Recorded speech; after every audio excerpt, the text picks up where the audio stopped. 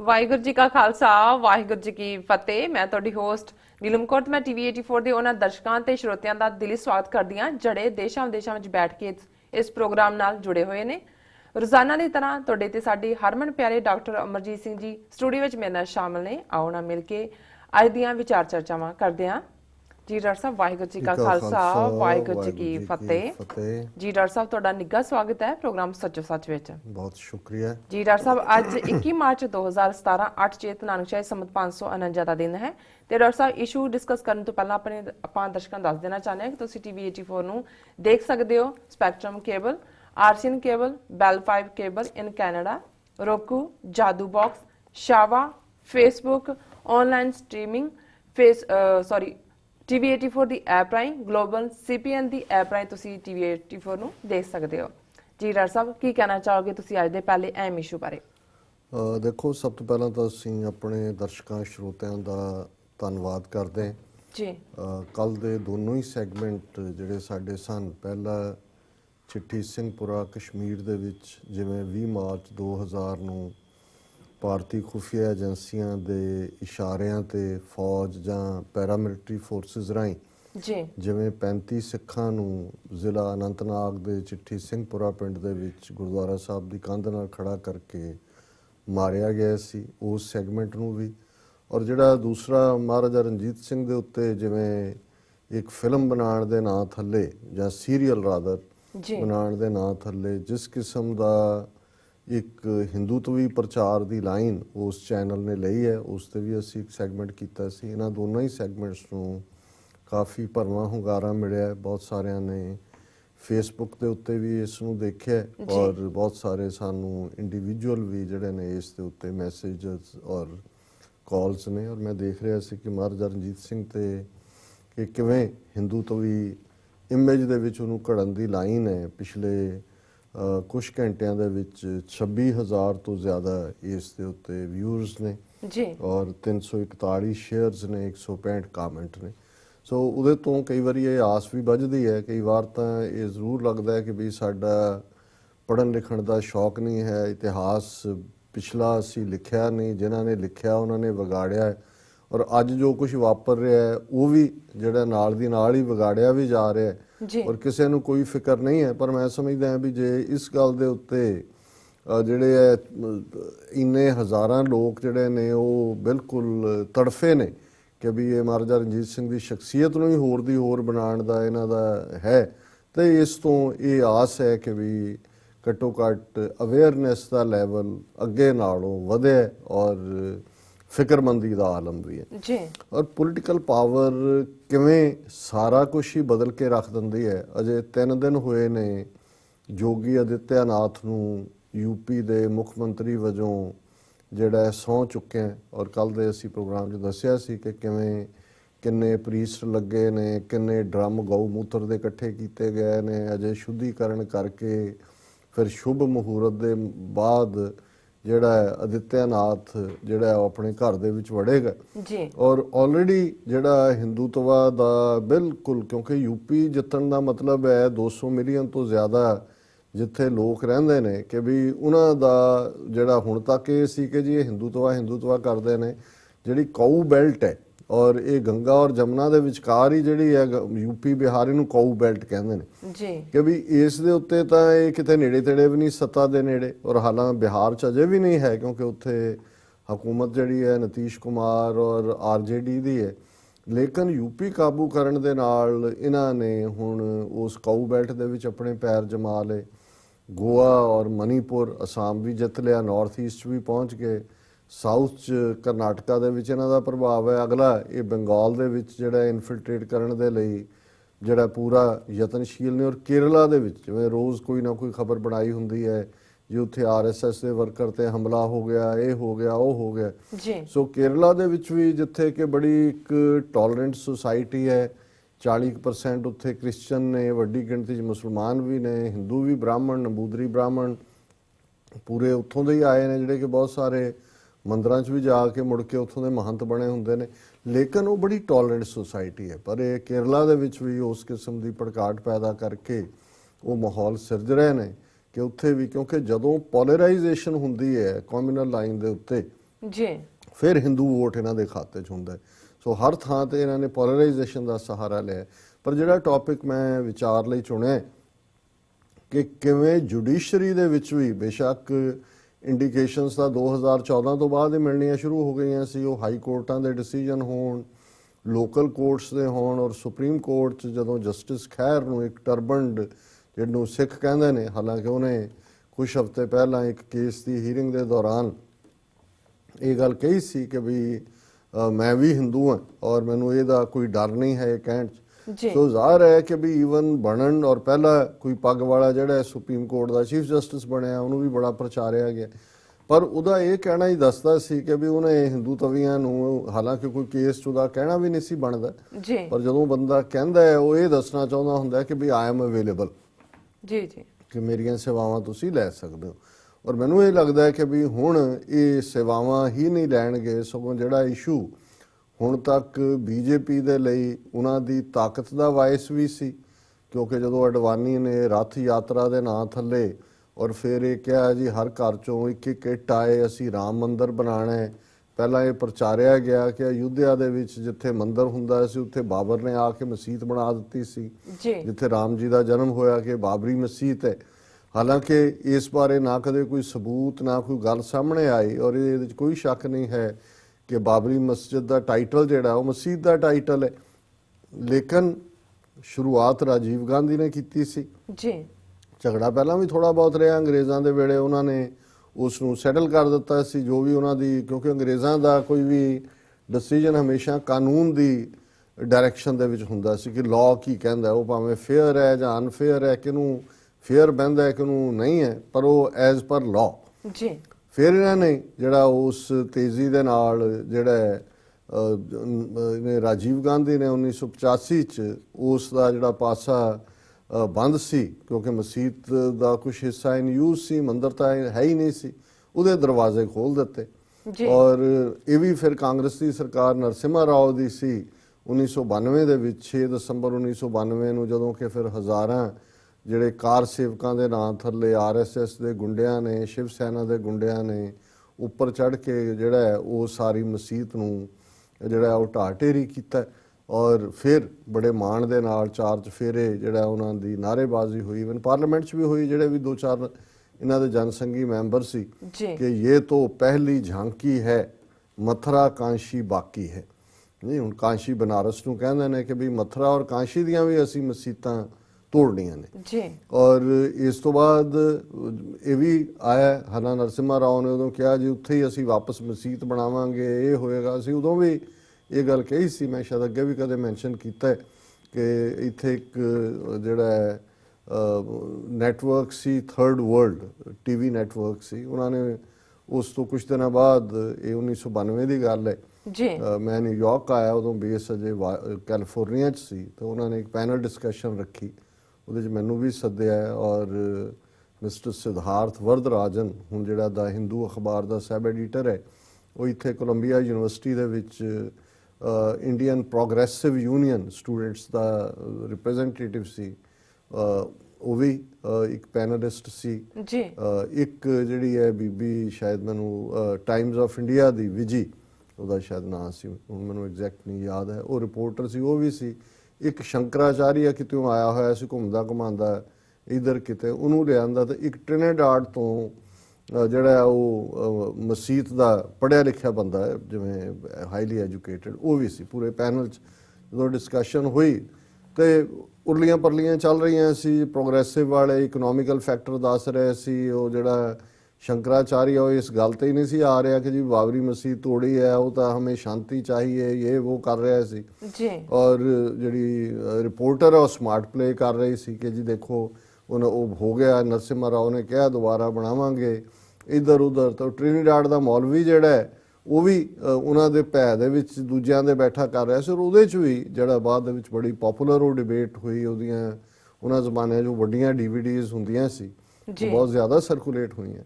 ਮੈਂ ਉਹਦੇ 'ਚ ਉਹਨਾਂ ਨੂੰ ਕਿਹਾ, ਮੈਂ ਕਿਹਾ ਜੀ ਗੱਲ ਜਿਹੜੀ ਹੈ ਇਹ ਸਾਡੇ ਪੰਜਾਬੀ ਦਾ ਇੱਕ ਅਖਾਣ ਹੈ ਕਿ ਗੱਲ ਸਹੇ ਦੀ ਨਹੀਂ ਹੈ, ਗੱਲ ਪੈਸੇ ਦੀ ਹੈ। ਕਿ ਜਦੋਂ ਇੱਕ ਰਸਤੇ ਤੋਂ ਖਰਗੋਸ਼ ਜਿਹੜਾ ਹੈ, ਸਿਹਾ ਰੈਬਿਟ, ਉਹ ਦੌੜਦਾ ਤੇ ਮਤਲਬ ਇਹ ਨਹੀਂ ਹੁੰਦਾ ਕਿ ਜੀ ਉਹ ਫੜਿਆ ਗਿਆ ਕਿ ਨਹੀਂ ਫੜਿਆ ਗਿਆ, ਉਹ ਕ੍ਰਾਸ ਕਰ ਗਿਆ, ਫਿਰ ਉਹ ਇੱਕ ਰਸਤਾ ਬਣ ਜਾਏਗਾ ਔਰ ਦੂਸਰੇ ਜਿਹੜੇ ਨੇ ਉਸੇ ਰਸਤੇ ਤੋਂ ਨਿਕਲਣਗੇ ਕਿ ਵੀ ਇਹ ਤੁਹਾਡਾ ਇਹ ਨਹੀਂ ਹੈ ਕਿ ਵੀ ਇੱਕ ਹੈ ਜੀ ਚਲੋ 600 ਸਾਲ ਪੁਰਾਣਾ ਜਿਹੜਾ ਸਟਰਕਚਰ ਸੀ, ਫੰਕਸ਼ਨਲ ਸੀ, ਨਹੀਂ ਸੀ, ਕੋਈ ਨਮਾਜ਼ ਪੜ੍ਹ ਰਿਹਾ ਸੀ, ਨਹੀਂ ਸੀ, ਤੋੜ ਦਿੱਤਾ, ਨਹੀਂ ਤੋੜਿਆ ਦੁਬਾਰਾ। ਮੈਂ ਕਿਹਾ ਗੱਲ ਇਹ ਨਹੀਂ ਹੈ, ਇਹ ਇੱਕ ਬਿਗਨਿੰਗ ਹੈ ਔਰ ਇੱਥੇ ਕਦੇ ਮਸਜਿਦ ਦੁਬਾਰਾ ਨਹੀਂ ਬਣੇਗੀ, ਇੱਥੇ ਮੰਦਰ ਉਹ ਬਣਾਉਣਗੇ। ਔਰ ਇਹ ਜਿਹੜਾ ਰਾਜੀਵ ਗਾਂਧੀ ਨੇ ਦਰਵਾਜ਼ੇ ਖੋਲੇ, ਨਰਸਿਮਹਾ ਰਾਓ ਨੇ ਦੇ ਵੇੜੇ ਬਣਿਆ, ਔਰ ਬੇਸ਼ੱਕ ਯੂਪੀ ਜਦੋਂ ਬੀਜੇਪੀ ਦੀ ਸਰਕਾਰ ਸੀ, ਕਲਿਆਣ ਸਿੰਘ ਚੀਫ ਮਿਨਿਸਟਰ ਸੀ ਜੀ, ਕਿ ਹੁਣ ਇਹ ਇੱਕ ਟ੍ਰੈਂਡ ਇਹਨਾਂ ਨੇ ਸੈੱਟ ਕਰ ਦਿੱਤਾ ਹੈ ਕਿ ਭਾਈ ਇਹ ਹਿੰਦੂਤਵਾ ਜਿਹੜਾ ਹੈ ਉਹ ਤੁਹਾਡੇ ਸਾਰੀਆਂ ਮਸਜਿਦਾਂ ਇਹ ਜਿਹੜੀਆਂ ਸੈਂਟਰਲ ਥਾਵਾਂ ਤੇ ਨੇ ਉਹ ਤੋੜਨਗੇ ਔਰ ਇਹ ਜਿਹੜਾ ਹਿੰਦੂਤਵਾ ਦਾ ਜਿਹੜਾ ਇਹਨਾਂ ਦਾ ਮਾਰਚ ਹੈ ਉਹ ਹੁਣ ਅੱਗੇ ਨੂੰ ਜਾਏਗਾ, ਇੱਥੇ ਮਸਜਿਦ ਕਦੇ ਨਹੀਂ ਬਣੇਗੀ ਵਾਪਸ ਜੀ। ਔਰ ਬੇਸ਼ੱਕ ਮੈਨੂੰ ਉਹ ਸਾਰੇ ਯਾਰ ਕੰਟੈਕਸਟ ਕਰ ਰਹੇ ਸੀ, ਮੈਂ ਕਿਹਾ ਜੀ ਬਾਕੀ ਜਿਹਨੂੰ ਕਹਿੰਦੇ ਨੇ ਕਿ ਸਮਾਂ ਹੀ ਦੱਸੇਗਾ, ਸੋ ਜਿਹੜਾ ਟਾਈਮ ਹੁੰਦਾ ਉਹ ਆਨਸਰ ਹੁੰਦਾ ਹੈ।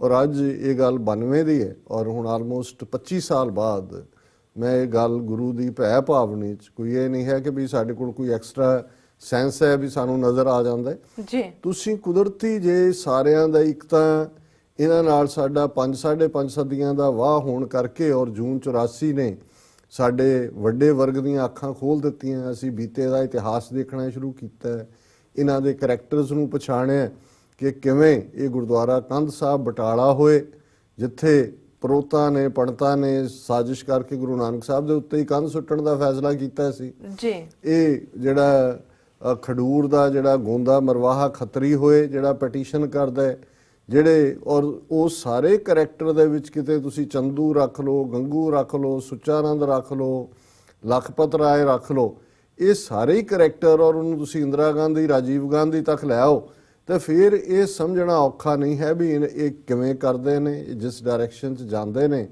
ਕਹਿੰਦੇ ਇਹਦੇ ਬਿਲਕੁਲ ਉਲਟ ਨੇ।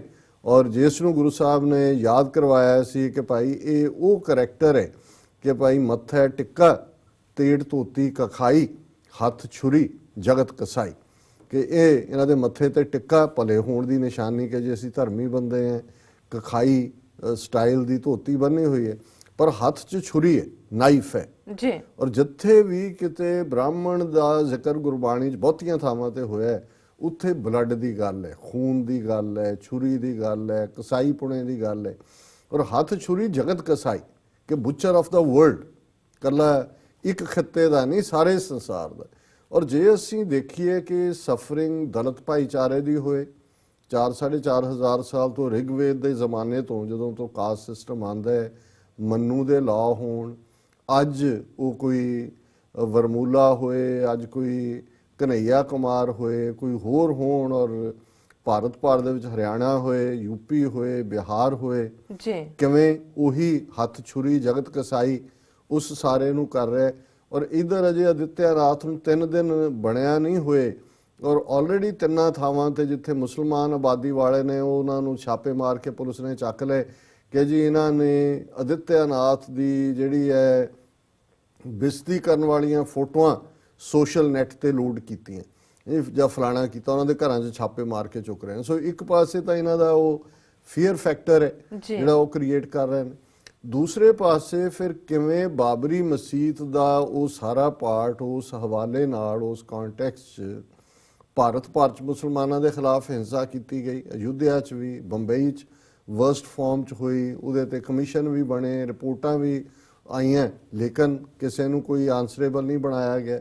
ਫਿਰ ਗੱਲ ਉੱਥੇ ਯੂਪੀ ਤੇ ਜਾਂ ਬੰਬਈ ਤੇ ਤੱਕ ਨਹੀਂ ਗਈ, 1992 ਤੋਂ ਤੁਸੀਂ ਦੇਖੋ ਵੀ 2002 ਤੱਕ ਪਹੁੰਚਦੇ ਆ।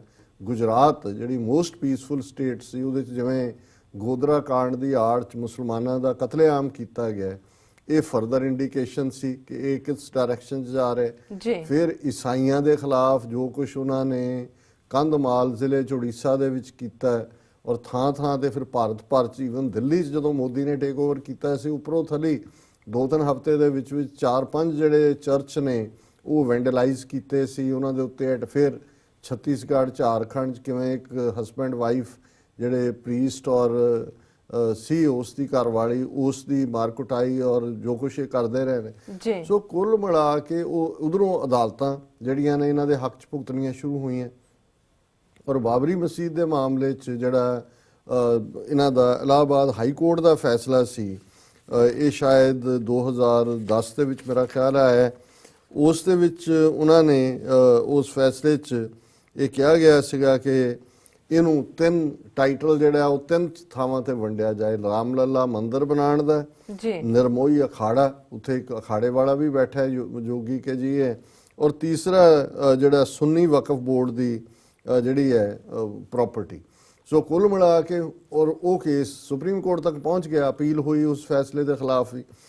ਹੁਣ ਇਹ ਗੱਲ ਬੜੇ ਦਾਅਵੇ ਨਾਲ ਹਿੰਦੂਤਵੀ ਕਹਿੰਦੇ ਰਹੇ ਨੇ। ਸੁਬਰਾਮਨੀਅਮ ਸਵਾਮੀ ਖਾਸ ਤੌਰ ਤੇ ਉਹਨੇ ਹੁਣ ਵੀ ਕਿਹਾ ਸੀ ਕਿ ਜੀ ਅਸੀਂ ਇਸ ਸਾਲ ਦੇ ਵਿੱਚ ਇਹ ਮੰਦਿਰ ਬਣਾ ਦੇਣਾ। ਕਿਵੇਂ ਬਣਾਈ? ਹੁਣ ਇਹੀ ਸੁਪਰੀਮ ਕੋਰਟ ਹੈ ਜਿੱਥੇ ਜੇ 32 ਸਾਲ ਨਵੰਬਰ 84 ਦੇ ਸਿੱਖ ਨਸਲਕੁਸ਼ੀ ਦੇ ਹੋ ਗਏ ਨੇ, ਕਦੇ ਸੁਪਰੀਮ ਕੋਰਟ ਨੇ ਹਾਈ ਕੋਰਟ ਤੋਂ ਹੀ ਨਹੀਂ ਕੇਸ ਅੱਗੇ ਜਾਂਦਾ, ਕਦੇ ਵੀ ਓਪਨ ਹੀਅਰਿੰਗ ਨਹੀਂ ਹੋਈ ਹੈ ਕਿ ਭਾਈ ਕਾਤਲ ਬਾਹਰ ਦੰਦ ਦਨਾਉਂਦੇ ਫਿਰਦੇ ਨੇ। ਇਹਦੇ ਬਾਵਜੂਦ ਕਿ ਕਿੰਨੇ ਹਜ਼ਾਰ ਤੋਂ ਜ਼ਿਆਦਾ 3000 ਤੋਂ ਜ਼ਿਆਦਾ ਐਫੀਡੇਵਿਟ ਕੱਲੇ ਦਿੱਲੀ 'ਚ ਨਸਲਕੁਸ਼ੀ ਦੇ ਹਵਾਲੇ ਨਾਲ ਆਏ, ਪਰ ਉਹਨਾਂ ਕੋਲ ਟਾਈਮ ਨਹੀਂ ਹੁੰਦਾ ਕਿ ਜੀ ਉਹ ਪਿੱਛੇ ਲਾਏ ਹੋਏ ਨੇ। ਹੁਣ ਕਿਵੇਂ ਹੋਇਆ ਕਿ ਵੀ ਸੁਬਰਾਮਨੀਅਮ ਸਵਾਮੀ ਹੋਏ ਜਾਂ ਇਹ ਦੂਜੇ ਜਿਹੜੇ ਕਿ ਆਪ ਪਬਲਿਕ ਇੰਟਰਸਟ ਲਿਟੀਗੇਸ਼ਨ ਫਾਈਲ ਕਰ ਦਿੰਦੇ ਨੇ, ਕਿ ਇੱਕਦਮ ਸੁਪਰੀਮ ਕੋਰਟ ਨੇ ਉਹਦਾ ਨੋਟਿਸ ਵੀ ਲੈ ਲਿਆ। ਅਜੇ 3 ਦਿਨ ਯੂਪੀ 'ਚ ਚੇਂਜ ਆਫ ਗਾਰਡ ਹੋਇਆ, ਔਰ ਅੱਜ ਜਿਹਦੇ ਕਰਕੇ ਮੈਂ ਇਸ ਖਬਰ ਨੂੰ ਪਿਕ ਕੀਤਾ ਕਿ ਉਹਦਾ ਜਦੋਂ ਸੁਪਰੀਮ ਕੋਰਟ ਦਾ ਉਹਨੇ ਕਿਹਾ ਸੁਬਰਾਮਨੀਅਮ ਸਵਾਮੀ ਨੇ ਕਿ ਜੀ ਇੰਪਲੀਮੈਂਟ ਕਰੋ, ਉੱਥੇ ਮੰਦਿਰ ਬਣਨਾ ਚਾਹੀਦਾ। ਤਾਂ ਹੁਣ ਜਸਟਿਸ ਖੈਰ ਜਿਹੜਾ ਪੱਗ ਵਾਲਾ, ਜਿਹੜਾ ਬੜੇ ਫਖਰ ਨਾਲ ਕਹਿੰਦਾ ਮੈਂ ਹਿੰਦੂ ਹਾਂ ਤੇ ਮੈਨੂੰ ਕਿਸੇ ਤੋਂ ਡਰ ਨਹੀਂ ਲੱਗਦਾ, ਅੱਜ ਦੀ ਖਬਰ ਹੀ ਮੇਨ ਹੈ, ਸਾਰੇ top news in can mediate if helps resolve Ayodhya. Chief Justice of India negotiated settlement of temple dispute better. ਹੁਣ ਅਦਾਲਤਾਂ ਦਾ ਕੰਮ ਹੁੰਦਾ ਹੈ ਕਿ ਉਹਨਾਂ ਨੇ ਜੇ ਐਜ਼ ਪਰ ਲਾਅ ਜਾਣਾ ਹੈ। ਹੁਣ ਅਮਰੀਕਾ ਦੇ ਵਿੱਚ ਸਾਡਾ ਧਰਮ ਕੀ ਕਹਿੰਦਾ ਹੈ, ਸਿੱਖੀ ਕੀ ਕਹਿੰਦੀ ਹੈ, ਜਾਂ ਦੂਜਾ ਜਦੋਂ ਜੱਜ ਕਿਤੇ ਗੁਰਦੁਆਰਿਆਂ ਦੇ ਜਾਂ ਕਮੇਟੀਆਂ ਦੇ ਝਗੜੇ ਹੁੰਦੇ ਨੇ, ਉਹ ਤੁਹਾਡੇ ਧਰਮ ਦੀ ਐਕਸਪਲੇਨੇਸ਼ਨ ਨਹੀਂ ਸੁਣਦੇ ਕਿ ਜੀ ਅਸੀਂ 5 ਪਿਆਰਿਆਂ ਦਾ ਕਨਸੈਪਟ ਹੈ ਜਾਂ ਕੀ ਹੈ। ਉਹ ਜਾਣਦੇ ਨੇ ਕਿ ਵੀ ਜਦੋਂ ਤੁਸੀਂ ਚੈਰੀਟੇਬਲ ਸਟੇਟਸ ਦੇ ਲਈ ਅਪਲਾਈ ਕੀਤਾ ਸੀ, ਨਾਨ ਪ੍ਰੋਫਿਟ ਸਟੇਟਸ ਲਈ, ਜਿਹੜਾ ਕਨਸਟੀਟਿਊਸ਼ਨ ਜਾਂ ਬਾਈ ਲਾਜ਼ ਉਹਦੇ ਨਾਲ ਤੁਸੀਂ ਕੀਤੇ ਸੀ, ਉਹ ਉਹਨੂੰ ਫੋਲੋ ਕਰਦੇ ਨੇ ਕਿ ਕੀ ਤੁਹਾਡੀ ਕਮੇਟੀ ਨੇ ਜਿਹੜਾ ਮੈਨੇਜਮੈਂਟਲ ਸਟਰਕਚਰ ਹੈ ਉਹਨਾਂ ਉਹ ਕਨਸਟੀਟਿਊਸ਼ਨ ਔਰ ਬਾਈ ਲਾਜ਼ ਫੋਲੋ ਕਰਦੇ ਨੇ ਕਿ ਨਹੀਂ ਕਰਦੇ। ਜੀ ਜੀ ਉਹਦੇ ਤੇ ਬੇਸਡ ਫੈਸਲਾ। ਹਾਂ, ਜੇ ਝਗੜਾ ਹੋ ਜਾਏ, ਲੜਾਈ, ਉਹ ਕ੍ਰਿਮੀਨਲ ਕੇਸ ਹੁੰਦਾ, ਉਹ ਉਹਦੇ ਇੱਕ ਡਿਫਰੈਂਟ ਮਾਪਦੰਡ ਹੈ, ਪਰ ਉਹਨਾਂ ਨੇ ਸਟ੍ਰਿਕਟਲੀ ਫੋਲੋ ਕਰਨਾ ਹੁੰਦਾ ਹੈ ਟੂ ਦਾ ਕਨਸਟੀਟਿਊਸ਼ਨ ਐਂਡ ਬਾਈ ਲਾਜ਼ ਕਿ ਵੀ ਕਮੇਟੀ ਨੇ ਉਹ ਫੋਲੋ ਕੀਤਾ ਹੈ ਜਾਂ ਨਹੀਂ ਕੀਤਾ। ਜੇ ਉਹਨਾਂ ਨੇ ਮੈਂਬਰਸ਼ਿਪ ਬਣਾਈ, ਉਹ ਜਾਲੀ ਬਣਾਈ, ਜਾਂ ਮੈਂਬਰਸ਼ਿਪ ਲਈ ਖੁੱਲਾ ਟਾਈਮ ਦਿੱਤਾ ਜੋ ਕਨਸਟੀਟਿਊਸ਼ਨ 'ਚ ਲਿਖਿਆ ਹੋਇਆ। ਸੋ ਇਸੇ ਤਰ੍ਹਾਂ ਜੁਡੀਸ਼ਰੀ ਦਾ ਕੰਮ ਜਿਹੜਾ ਹੈ ਉਸ ਲੈਵਲ ਦੇ ਉੱਤੇ, ਔਰ ਇੰਨਾ ਹਾਈਲੀ ਉਹ ਇਸ਼ੂ ਕਿ ਇੱਕ ਤੁਸੀਂ 500 ਸਾਲ ਦਾ ਸਟਰਕਚਰ ਜਿਹੜਾ ਹੈ ਇਹਨਾਂ ਦੇ ਕਹਿਣ ਮੁਤਾਬਕ ਕਿ ਜੇ ਬਾਬਰ ਨੇ ਬਣਾਇਆ, ਬਾਬਰ ਜਿਹੜਾ ਹੈ ਉਹਨੂੰ 500 ਸਾਲ ਹੋ ਗਏ ਨੇ ਜਦੋਂ ਭਾਰਤ 'ਚ ਆਇਆ 1526 ਦੇ ਵਿੱਚ, ਉਹਨੇ ਜਿਹੜਾ ਪਾਣੀਪਤ ਦੀ ਲੜਾਈ ਤੋਂ ਬਾਅਦ ਜਿਹੜਾ ਲਿਆ ਕਬਜ਼ਾ ਦਿੱਲੀ ਦਾ। ਸੋ ਤੁਸੀਂ ਇਹ ਡਿਸਾਈਡ ਕਰੋ ਕਿ ਵੈਦਰ ਟਾਈਟਲ ਕਿਹਦੇ ਨਾਂ ਹੈ, ਜਿਹੜਾ ਇਲਾਹਾਬਾਦ ਹਾਈ ਕੋਰਟ ਦਾ ਫੈਸਲਾ ਉਹ ਕਿੱਥੇ ਸਟੈਂਡ ਕਰਦਾ ਜੀ। ਪਰ ਕਿਉਂਕਿ ਜਦੋਂ ਹੁਣ ਤੁਸੀਂ ਕਿਸੇ ਨੂੰ ਟ੍ਰੈਪ ਦੇ ਵਿੱਚ ਲਿਆਣਾ ਹੈ, ਹੁਣ ਪੱਗ ਵਾਲੇ ਨੂੰ ਉਹਨਾਂ ਨੂੰ ਪਤਾ ਹੈ ਕਿ ਵੀ ਕੋਈ ਹਿੰਦੂ ਚਿਹਰਾ ਸਾਹਮਣੇ ਰੱਖਿਆ ਤੇ ਉਹ ਜਿਹੜਾ ਉਹਨਾਂ ਨੇ ਮੰਨਣਾ ਨਹੀਂ ਹੈ। ਮੁਸਲਮਾਨ ਜਿਹੜੀ ਬਾਬਰੀ ਐਕਸ਼ਨ ਕਮੇਟੀ ਹੈ ਜਾਂ ਉਹਨਾਂ ਦੇ ਸੁੰਨੀ ਵਕਫ ਬੋਰਡ ਹੈ ਜਾਂ ਮੁਸਲਿਮ ਪਰਸਨਲ ਲਾਅ ਹੈ, ਜਿਹੜੀਆਂ ਵੀ ਪਾਰਟੀਆਂ ਇਹਦੇ 'ਚ ਨੇ, ਇਹਨਾਂ ਨੇ ਮੇਰਾ ਖਿਆਲ ਹੈ ਵੀ ਇਹਨੂੰ ਬਣਾਉਣ ਤੋਂ ਪਹਿਲਾਂ ਹੀ ਇਹ ਲਾਈਨ ਲਾਈ ਹੋਈ ਸੀ। ਔਰ ਜਿਉਂ ਹੀ ਯੂਪੀ 'ਚ ਆਇਆ, ਹੁਣ ਇਹਨਾਂ ਨੇ 2019 ਦੀਆਂ ਪਾਰਲੀਮੈਂਟ ਦੀਆਂ ਚੋਣਾਂ ਵੀ ਲੜਨੀਆਂ ਨੇ ਜੀ, ਔਰ ਉਦੋਂ ਤੋਂ ਪਹਿਲਾਂ, ਔਰ ਇਹ ਸ਼ਾਇਦ ਇਸ ਸਾਲ 'ਚ ਹੀ ਇਹ ਸੈਟਲ। ਹੁਣ ਇੱਕ ਪਾਸੇ ਮੁਸਲਮਾਨਾਂ 'ਚ ਖੌਫ, ਛਾਪੇਮਾਰੀ ਸ਼ੁਰੂ ਹੈ, ਔਰ ਇਹ ਉਹੀ ਯੋਗੀ ਹੈ ਜਿਵੇਂ ਮੈਂ ਕੱਲ ਕਿਹਾ ਸੀ, ਉਹਨੇ ਪਾर्लियामेंट 'ਚ ਕਿਹਾ ਹੋਇਆ 2015 कि समय आने पर हम भारत की सब मस्जिदों में गौरी और शंकर की मूर्तियां स्थापित कर देंगे। ਹੁਣ ਜ਼ਾਹਰ ਹੈ ਕਿ ਵੀ ਕੀ ਹੋਏਗਾ ਆਉਣ ਵਾਲੇ ਪੀਰੀਅਡ 'ਚ, ਪਰ ਹੁਣ ਕਿਵੇਂ ਇੱਕ ਸਿੱਖ ਚਿਹਰੇ ਨੂੰ ਇਸਤੇਮਾਲ ਕੀਤਾ ਜਾ ਰਿਹਾ। ਔਰ ਖਬਰ ਹੈ maintaining that a negotiated settlement of the Ayodhya temple dispute was a better option. Chief Justice of India J.S. Khair today offered to play mediator to find a solution if the parties agreed to it. कि जी दोनों तेरा मनन फिर असी mediation कर देने। CJI however said if he mediated he wouldn't hear the case on judicial side should it remain unresolved कि जी जे मैं बन गया और मीडिएशन की ना मनिया दोनों धिरां फिर मैं केस नहीं सुनांगा वो तो मैं अपने आप ने एक्सक्यूज कर लांगा। और उन्होंने कहा जी CJ's suggestion came after senior BJP leader Subramaniam Swamy requested the court to hear the appeal against the September 2010 verdict of the Lucknow bench of the Allahabad High Court. He wanted the CJI to set up a bench to hear the matter at the earliest. ਹੁਣ ਜ਼ਾਹਰ ਹੈ ਕਿ ਸੁਬਰਾਮਨੀਅਮ ਸਵਾਮੀ ਵਰਗਾ Maverick ਜਿਹੜਾ ਹੈ ਉਹਦੇ ਇੱਕ petition ਜਿਹੜੀ ਹੈ ਸੁਪਰੀਮ ਕੋਰਟ ਦਾ ਚੀਫ ਜਸਟਿਸ ਬੈਂਚ ਬਣਾਉਣ ਨੂੰ ਤਿਆਰ ਹੈ, ਹੀਅਰ ਕਰ ਰਿਹਾ ਹੈ।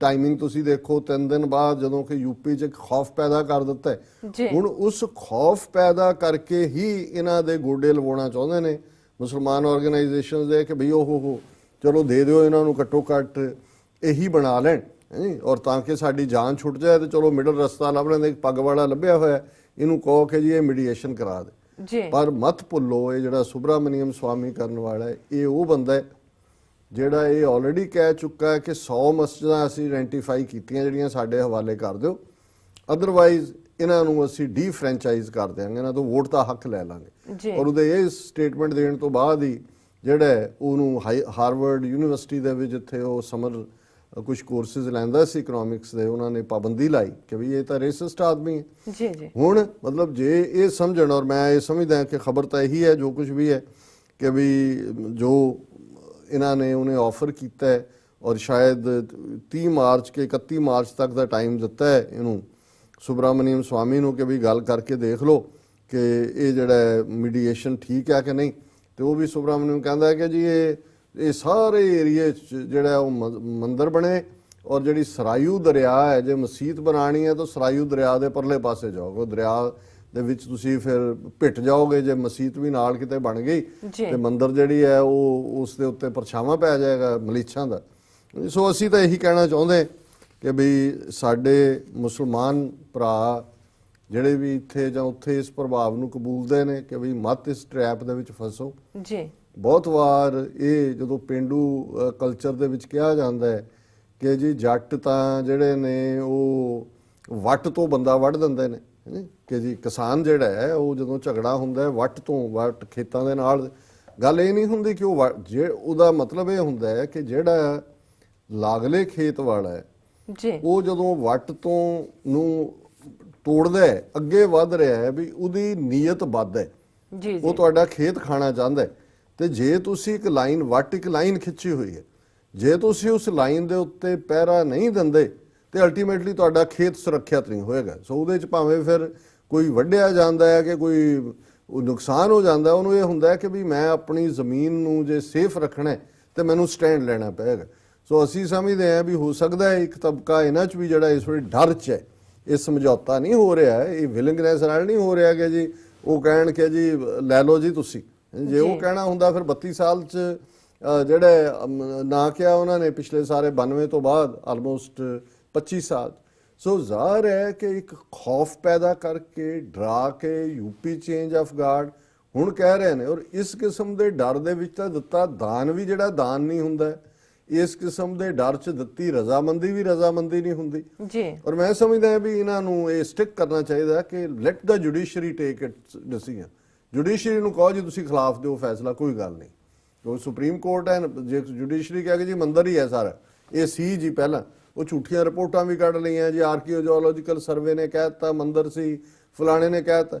ਹੁਣ ਹਰ ਜੇ ਇੱਥੇ ਮੁਸਲਮਾਨਾਂ ਨੇ ਯੀਲਡ ਕਰ ਦਿੱਤਾ ਤੇ ਭਾਰਤ ਦੀ ਹਰ ਜਿਹੜੀ ਚੰਗੀ ਮਸੀਤ ਆ ਉਹਦੇ ਥੱਲੇੋਂ ਬੁੱਤ ਨਿਕਲੇਗਾ ਸ਼ਿਵ ਜੀ ਦਾ, ਉਹਦੇ ਥੱਲੇ ਬੁੱਤ ਨਿਕਲੇਗਾ ਪਾਰਬਤੀ ਦਾ, ਉਹਦੇ ਫਿਰ ਉਹ ਕਹਿਣਗੇ ਜੀ ਆਹ ਵੀ ਮੰਦਰ ਹੀ ਹੁੰਦਾ ਸੀ ਇੱਥੇ ਜਿਹੜਾ ਇਹਦੇ ਤੇ ਹੀ ਮਸੀਤ ਬਣਾਈ ਹੈ, ਇਹ ਹੀ ਹੁੰਦਾ ਸੀ। ਤੇ ਹੁਣ ਜਾਂ ਤਾਂ ਵੱਟ ਤੇ ਖਲੋ ਜਾਣ ਕਿ ਵੱਟ ਦੇ ਲਈ ਕੁਰਬਾਨੀ ਕਰ ਦੇਣ ਤੇ ਖੇਤ ਬਚ ਜਾਏਗਾ, ਤੇ ਅਦਰਵਾਈਜ਼ ਸਭ ਕੁਝ ਜਾਂਦਾ ਲੱਗੇਗਾ। ਇਹ ਇਹਨਾਂ ਦਾ ਹਿੰਦੂ ਤਵੀਆਂ ਦਾ ਐਸਾ ਜਿਹੜਾ ਉਹਨਾਂ ਨੇ ਦਾ ਸੁੱਟਿਆ, ਜਿਹਨੂੰ ਪਾਸਾ ਸੁੱਟਣਾ ਕਹਿੰਦੇ ਨੇ, ਕਿ ਵੀ ਜੇ ਇਹਨਾਂ ਨੇ ਬਾਏ ਕਰ ਲਿਆ ਤੇ ਫਿਰ ਇਹ ਸਮਝੋ ਕਿ ਵੀ ਇਹ ਜਿਹੜਾ ਫਿਰ ਇੱਥੇ ਗੱਲ ਨਹੀਂ ਰੁਕੇਗੀ।